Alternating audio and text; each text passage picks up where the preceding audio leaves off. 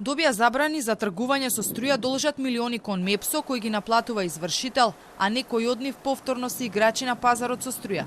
Mist Energy, една од трите компании на која и беше забрането тргувањето со електрична енергија и која има долг кон Мепсо од 1,8 милиони евра за балансираната енергија, формираше нова фирма Mist Energy EcoDuel и повторно е активна и е дел од бизнисот со струја.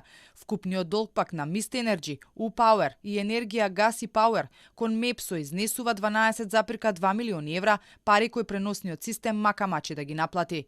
Вкупниот долг од U-Power, Mist Energy и Енергија Гас изнесува 12,2 милиони евра, од кои околу 7 милиони евра се репрограмиран долг.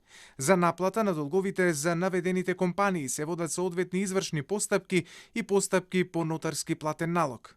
Дел од експертите сметаа дека на ваквата пракса мора да се стави крај. На фирмите трговци со струја повеќе не треба да им се дозволува со банкарски гаранции од под неколку илјади евра да прават милионски долгови кон Мепсо и иако имаат забрани за тргување со струја да формираат нови компании повторно да се дел од бизнисот.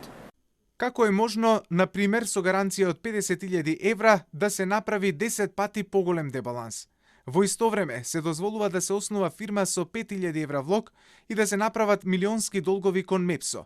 Како сега ќе се наплатат овие пари? Со 12,2 милиони евра по предпоставка 1 мегават да е 200 евра, може да се купат 80 мегавати за 1 месец базна енергија. Од регулаторна за Телма тврдат дека ќе се работи на законски измени, со кои секој кој ќе сака да основа фирма за трговија со струја ќе мора да има поголем основачки влог, но и банкарски гаранции со поголеми износи. Mist Energy, Енергија Гас и U-Power, за да не купуваат струја по далеку повисока цена на отворен пазар, ја користеа балансираната енергија на Мепсо, која пак ја влечеше од европскиот енергетски систем и се доведе во ситуација да биде предупредена дека може да сноси санкции и да плаќа високи пенали.